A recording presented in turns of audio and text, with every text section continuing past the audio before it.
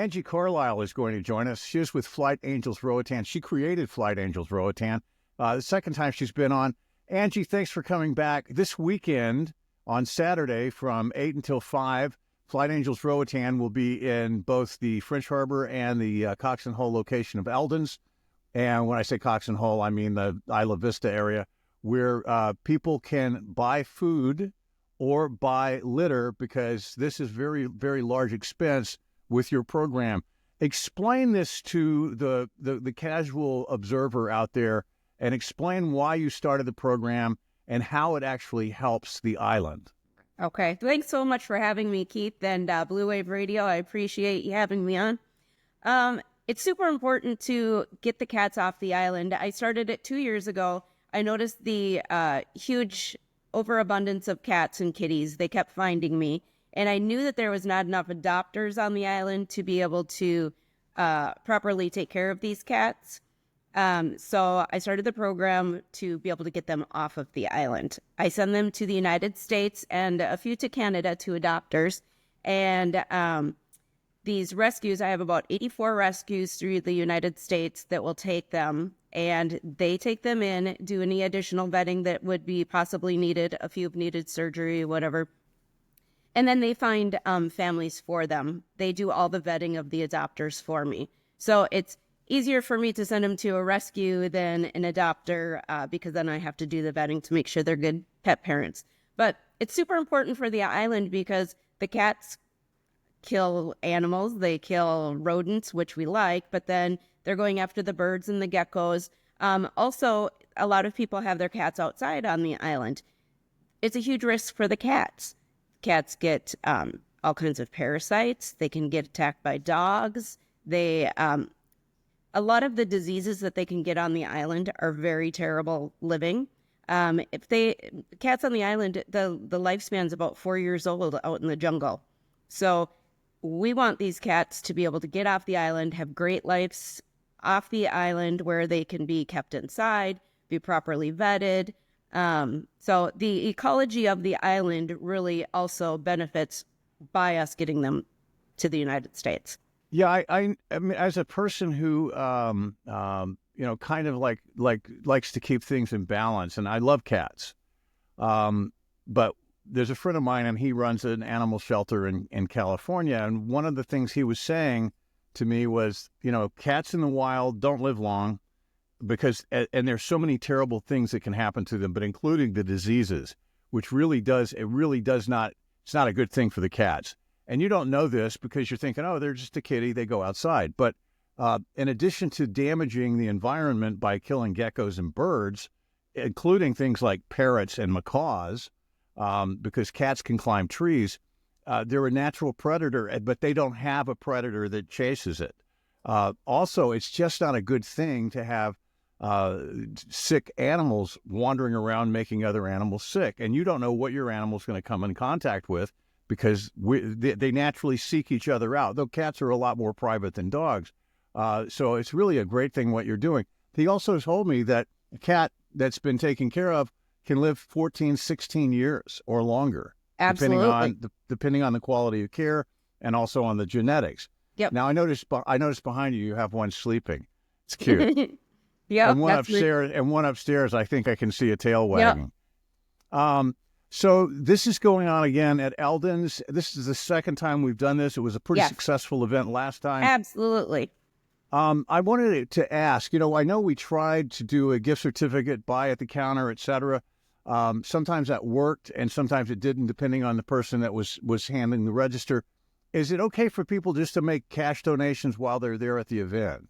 Absolutely. We will have some cash donation little bins at both of the locations. I think there's going to be 2 per table. Cash donations are amazing because, as we know, things can be limited on the island. So maybe both locations won't have, kitty litter for the whole day or canned food for the whole day. So there's also the opportunity for the cash donations, which then I can use to help pay for the health certificates and the airline tickets for the cats to leave. That's a huge expense for us in addition to the daily care. Somebody was asking me, what exactly are the expenses? And I don't know. I've never had to transport a pet. I know there are people that actually get a bunch of pets and drive them down. There's a woman that does that. But a lot of people don't have to do this. However, it's very important. What is the cost, say, for one cat? It really depends on if they're sick, but kind of the bare minimum is $250. It can range up to, $1,000. It's about $75 for the health certificate. They have to have a health certificate in order to leave the island. In order to get the health certificate, they have to have had vaccines. I also do not send cats off the island unless they've been fixed. I will not send a cat anywhere if it hasn't been fixed. We need to stop this overpopulation in America also.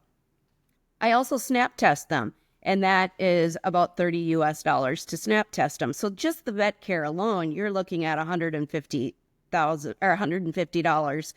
per cat. I know what a snap test is. Explain that. A snap test is just a blood test that any kitty that I take in has to have the test. It's testing for FIV and leukemia. FIV is a disease that is spread amongst cats that fight. A deep bite wound will transmit this disease. It's kind of like AIDS in cats. So it compromises their immunity. It will usually have a shorter span for life because infections and things like that, a common cold could take them out. So it lowers their immune system. Then there's also leukemia, and leukemia is very contagious. So I cannot have a cat brought into the cat condo that has leukemia because my whole room would then therefore come down with leukemia. So the cats have to be tested for those. Fortunately, on the island, I haven't found a lot that have leukemia, some, but not a lot. FIV is more common because the cats, if they are out and about in people's yards, and then another tomcat comes into their territory and they get into a fight, that's how it's transmitted. So there's certain areas of the island that have a very prominent FIV problem. So I have to get everybody tested before they even step foot into the cat condo. Then we have the airfare. Go ahead. The airfare. Yeah, well, the airfare, that's a pretty biggie, right? And that depends on the airline that the Flight Angels are flying. So Delta is $200 per cat per direction. I can put 2 kitties under 6 months old in one carrier if the rescue is able to take 2 kitties. United, it's only 1 cat per bag, and it's $150 per cat. Then American is a different story. It comes out to about $172.50 because we have to pay tax with American Airlines, but I can do 2 kitties in a carrier, again, if the rescue will take them. So that alone, I mean, that with the health certificate, without any vetting, I mean, you're looking at $250 to $300. And you started this alone. Yeah. Wow. Yep. Wow. Cats have always found me my entire life. They're, I guess, my soul creature. So once I got to Roatan and I kept finding cats and kittens and there just wasn't people to help, I just had to decide what I was going to do to help. And so one day I woke up and said, I'm starting a program to fly cats to the United States. My husband was a little like, what? How are you going to do that? Well, fortunately, I've been around a lot of rescue scenarios throughout United States, Mexico. So I reached out to a lot of friends and got some good advice on how to start it. But the fundraising part has been the most difficult. So I'm still funding this program out of my own pocket a lot. So yeah, I think people immediately think of dogs because dogs can be kind of more visible. Yep. And you see the dogs a lot and they wander around in packs, whereas cats will hide in the bushes. Yes. Cats will come out. They're opportunists. They don't like to be seen. They're really good at hiding themselves. Yeah. So you don't see the cats as much, but it's as big a problem here, I think, as the dogs, if not more. It is. And tourists come to the island and like you said, they see the skinny, sad dog walking down the street and everybody wants to help and everybody wants to, give donations to help these dogs. And I do partner up with Roar. So most of the cats that come in that Roar is contacted about end up with me.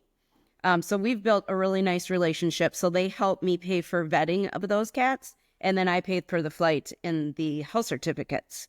So building that relationship has been great because now I have some type of support.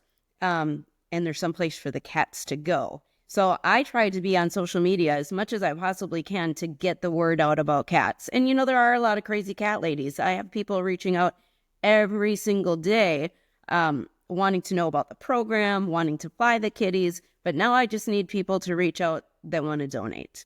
I have a few friends. I think between the 3 women that I know that like cats, they probably have more than 50 cats. Yeah, it's addictive. They're like and they they take care of them. It's hard. They can't say no. Yeah. And that's kind of where I am with this program. I get messages every single day. Just this morning about a little kitty that the entire litter was attacked by dogs this morning.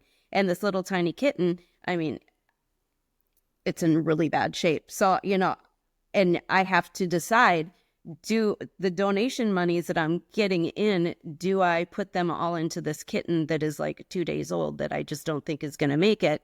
So, making that decision, life and death decisions for these cats it's horrible. And so without the donations, it's getting harder and harder for me to be able to, answer these calls and help people with these cats. So, limiting my numbers on the number of cats that I can take in and limiting the number that I can take out, even though I want to save every single one of them. Right. Well, we're here to help. So Saturday all day at either Eldon's location. Please go by, folks. I do want to mention to people that if you're going to go shopping this weekend, I don't know if you know this, there's a dry law in effect for the election's coming. So if you're going to stock up Friday on wine and beer. Ah, okay. I did not know that. Yeah. I think there's a lot of bar owners that don't know that either. And I'm finding that out. And they're going to find out on Saturday morning. Oh, it is great talking to you again, and we will be there. And thank you. Folks, please, thank you so everybody, much. come out and even one single can of cat food helps us feed a cat for a day. So there you go. Every last bit helps. The smallest donation we still appreciate and we need. So whatever anybody can do to help us out, we appreciate it from the bottom of our hearts, and so do our cats. From Flight Angels Roatan, Angie Carlisle. Thank you. Thank you so much, Keith. Thank you, Blue Wave.